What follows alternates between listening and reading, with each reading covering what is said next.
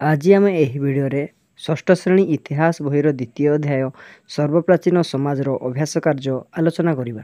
एक number T निम्नलिखित प्रश्नगुड़िकर उत्तर 50टी शब्द मध्य दियो। क नंबर टी पुरातन प्रस्तर जुगर लोकमानकर जीवन यापन प्रणाली किपरि थिला। आंसर पुरातन प्रस्तर जुगर लोक मैंने निजर खाद्य संग्रह पाई और जाजाबर जीवन यापन पाई केतोटी दिग को दृष्टि देवाकू पड़ुथिला। प्रथमतः जो स्थान से किछि समय रहुथिले सही अंचल फलमूल और शिकारर अभाव देखादेले सेमाने से स्थान छाड़ी अन्य स्थान को जाउथिले। द्वितीयतः ऋतु अनुजाई विभिन्न फल फूल संग्रह निमते सेमाने स्थान परिवर्तन करुथिले। तृतीय प्रचुर जल और उर्वर चारण भूमि पाई नदीकूल पशुपक्षी को बासस्थली होता है। तेणु पशु शिकार पाई एमाने गोटे नदीकूलू अन्य नदीकूल को जाउथिले। सेमाने पत्थर निर्मित कुराड़ी कांक और बर्छा साहाय्य खोलिबा काटिबा छेचिबा और शिकार कार्य करुथिबार अनुमान करा जाय। शीत और खरार रक्षा पाइबा पाई सेमाने शरीर को आवृत करुनथिले।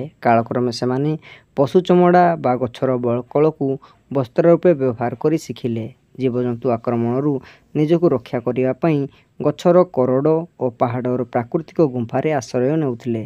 तापरे ख नंबरटी कहिछि निआर व्यवहार जानिबा द्वारा पुरातन प्रस्तर जुगर लोक माने किभଳି उपकृत हेले। आंसर पुरातन प्रस्तर जुगर मनुष्य प्रथमे पत्थर सहित पत्थर घसी होई निआ बाहरिबा और सेही निआ गछ पत्र और डाल को पड़ी पाउंस करदेवा से लक्ष्य कला। तेणु जलिबा पाई एही कौशल अवलंबन करी निआ बाहर कला। फलरे निआर व्यवहार तार जीवन प्रणालीर परिवर्तन आनिला। निआ द्वारा निज शरीर को शीत दाउरू रक्षा करि पारिला। निआर आलोक साहाय्य निजको हिंस्र जंतु आक्रमणरू रक्षा करि पारिला।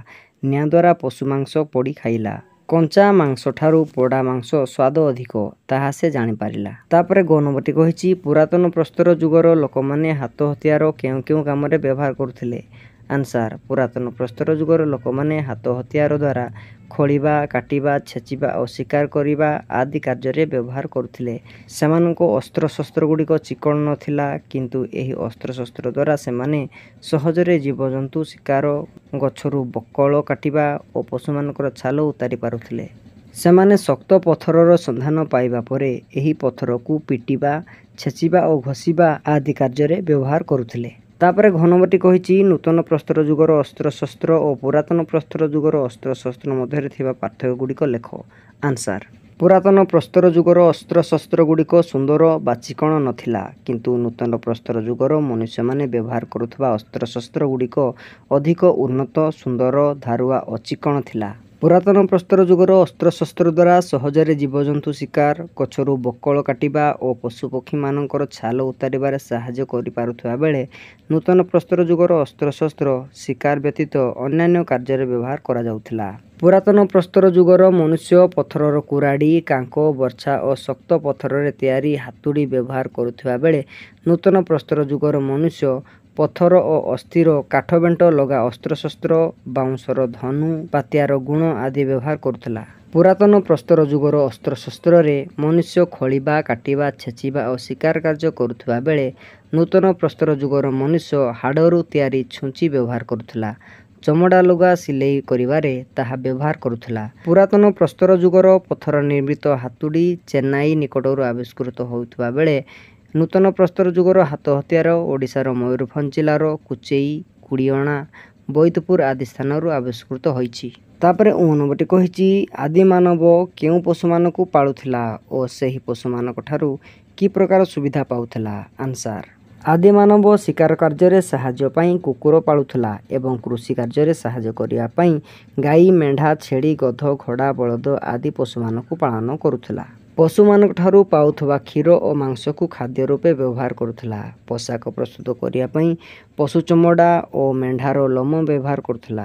गध घोड़ा और बलद को माल परिवहन पाई व्यवहार करुथिला। पशुमानक गोबर को सार रूपे कृषि क्षेत्र रे व्यवहार करुथिला। तापरे 4 नंबरटी कहिछि मनुष्य प्रथमे नदीकूल रे बसवास करिया पई काहेकि चाहिला। आंसर नदीकूल मानकर जमी उर्वर थिला और कृषि कार्य पाई ଜଳସେଚନର ସୁବିଧା ହୋଇଥିଲା। ଜୀବନ ଧାରଣ ପାଇଁ ଜଳର ଆବଶ୍ୟକତା ସର୍ବାଧିକ, ତେଣୁ ନଦୀ କୂଳରେ ବାସ କରିବାରୁ ମନୁଷ୍ୟ ଜଳର ଆବଶ୍ୟକତା ପୂରଣ କରିପାରିଲା। କାଳକ୍ରମେ ସେ ନଦୀକୂଳମାନଙ୍କରେ କୁଡ଼ିଆ କରି ସ୍ଥାୟୀ ଭାବରେ ବସବାସ କରିବାକୁ ଲାଗିଲା। ନଦୀକୂଳମାନଙ୍କରେ ପ୍ରଚୁର ଜଳ ଓ ଉର୍ବର ମାଟି ଥିବାରୁ ତାକୁ ଶସ୍ୟ ଉତ୍ପାଦନ କରିବା ପାଇଁ ସୁବିଧା ହେଲା। ପରବର୍ତ୍ତୀ ସମୟରେ ଗହମ, ଯଅ, ଧାନ, ଫଳ ଓ ପନିପରିବା ଚାଷ କରି ଶିଖିଲା।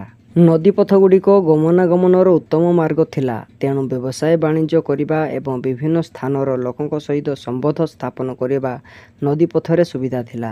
ବାସଗୃହ, ଜାଳେଣୀ, ଜଙ୍ଗଲଜାତୀୟ ଦ୍ରବ୍ୟ ନଦୀକୂଳ ନିକଟରେ ଥିବା ଅରଣ୍ୟରୁ ସହଜରେ ମିଳିପାରୁଥିଲା। ତେଣୁ ମନୁଷ୍ୟ ପ୍ରଥମେ ନଦୀକୂଳରେ ବସବାସ କରିବା ପାଇଁ ଚାହିଁଲା। ତାପରେ 2 ନମ୍ବରଟି କହିଛି ନିମ୍ନଲିଖିତ ପ୍ରତ୍ୟେକ ପ୍ରଶ୍ନର ଉତ୍ତର 30ଟି ଶବ୍ଦ ମଧ୍ୟରେ ଲେଖ। କ ନମ୍ବରଟି କହିଛି ନୂତନ ପ୍ରସ୍ତର ଯୁଗର ଲୋକମାନେ କିପରି କୃଷି କାର୍ଯ୍ୟ ଆରମ୍ଭ କଲେ ଓ କ'ଣ ଚାଷ କରୁଥିଲେ? ଆନ୍ସାର: ମଞ୍ଜି ମାଟି ଭିତରେ ପୋତି ହେଲା ପରେ ପାଣି ପାଇ ଗଛରେ ପରିଣତ ହେଉଥିବାର ଲକ୍ଷ୍ୟ କରି ନୂତନ ପ୍ରସ୍ତର ଯୁଗର ଲୋକମାନେ କୃଷି କାର୍ଯ୍ୟ ଆରମ୍ଭ କରିଥିଲେ। ସେମାନେ ଗହମ, ଯଅ, ଧାନ, ଫଳ ଓ ପନିପରିବା ପ୍ରଭୃତି ଚାଷ କରୁଥିଲେ। ତାପରେ ଖ ନମ୍ବରଟି କହିଛି ଚକର ବ୍ୟବହାର କରି ନୂତନ ପ୍ରସ୍ତର ଯୁଗର ଲୋକମାନେ କ'ଣ କ'ଣ କାମ କଲେ? ଆନ୍ସାର: ଚକର ବ୍ୟବହାର କରି ନୂତନ ପ୍ରସ୍ତର ଯୁଗର ଲୋକମାନେ ବିଭିନ୍ନ ପ୍ରକାରର ମାଟି ପାତ୍ର ନିର୍ମାଣ କଲେ। ଚକକୁ ଗାଡ଼ିରେ ବ୍ୟବହାର କରି ମାଲ ପରିବହନ ଶୀଘ୍ର ଓ ସୁବିଧାରେ କରିପାରିଲେ। ଚକକୁ ବ୍ୟବହାର କରି ତନ୍ତୁ ପ୍ରସ୍ତୁତ କଲେ ଓ ତନ୍ତୁ ସାହାଯ୍ୟରେ ସୂତା କାଟି ଲୁଗା ବୁଣି ପାରିଲେ। ତାପରେ ଗ ନମ୍ବରଟି କହିଛି ପୁରାତନ ପ୍ରସ୍ତର ଯୁଗ ଓ ନୂତନ ପ୍ରସ୍ତର ଯୁଗର ଲୋକମାନଙ୍କ ମଧ୍ୟରେ କ'ଣ ତଫାତ୍ ଥିଲା?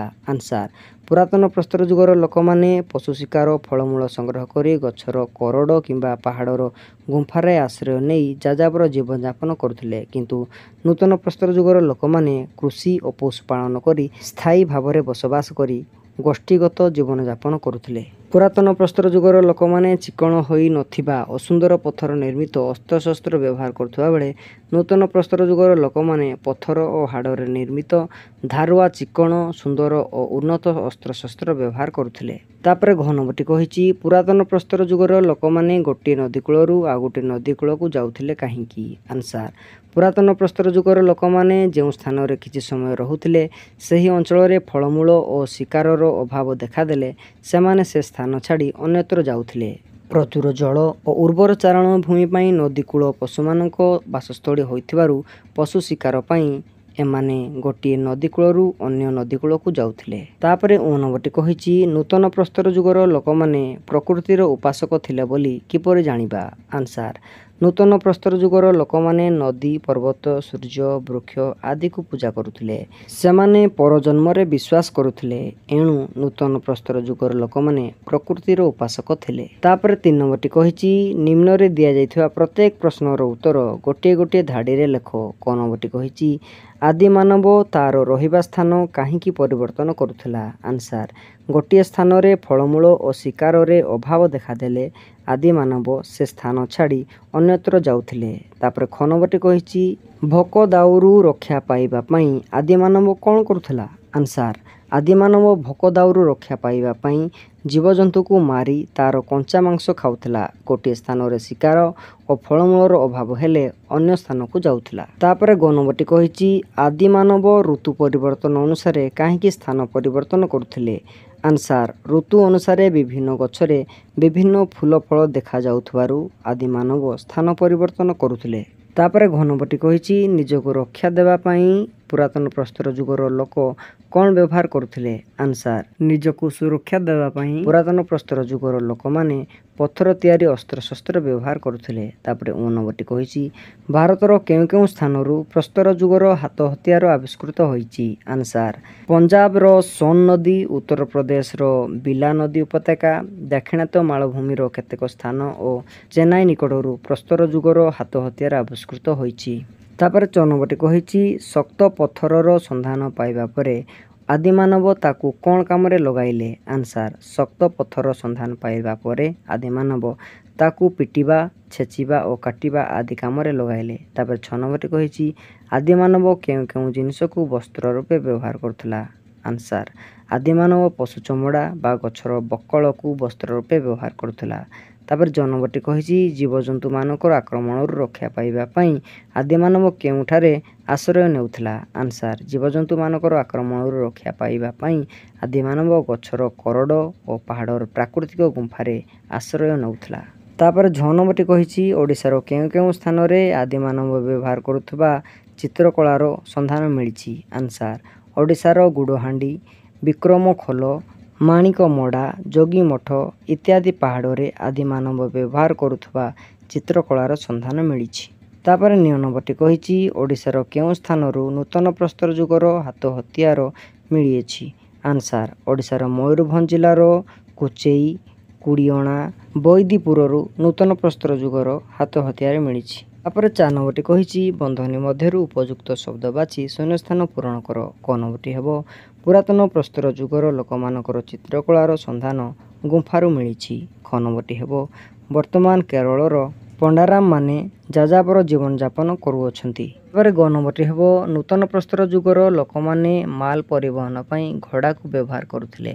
ତାପରେ ଘ ନମ୍ବରଟି ହେବ ପ୍ରସ୍ତର ଯୁଗର ମଣିଷକୁ ଚକର ବ୍ୟବହାର ପରିବହନ କାର୍ଯ୍ୟରେ ସାହାଯ୍ୟ କରୁଥିଲା। ତାପରେ ଓ ନମ୍ବରଟି ହେବ ମନୁଷ୍ୟ ପ୍ରଥମେ ନଦୀକୂଳ ସ୍ଥାନରେ ସ୍ଥାୟୀ ହୋଇ ରହି ଶିଖିଲା। ତାପରେ 5 ନମ୍ବରଟି କ ସ୍ତମ୍ଭ ସହିତ ଖ ସ୍ତମ୍ଭ ମିଳାଇବା ପାଇଁ କହିଛି। ଗୁମ୍ଫା ହେବ ଆଶ୍ରୟ, କୁକୁର ହେବ ଶିକାର କାର୍ଯ୍ୟ, ପଶୁ ଚମଡ଼ା ହେବ ପୋଷାକ, ଗୋବର ହେବ ସାର, ଚକ ହେବ ପରିବହନ। ଯଦି ଭିଡ଼ିଓଟି ଭଲ ଲାଗିଛି ତେବେ ମୋ ଚ୍ୟାନେଲକୁ ସବସ୍କ୍ରାଇବ୍ କରିବା ପାଇଁ ଜମାରୁ ବି ଭୁଲିବ ନାହିଁ। Thank you for watching.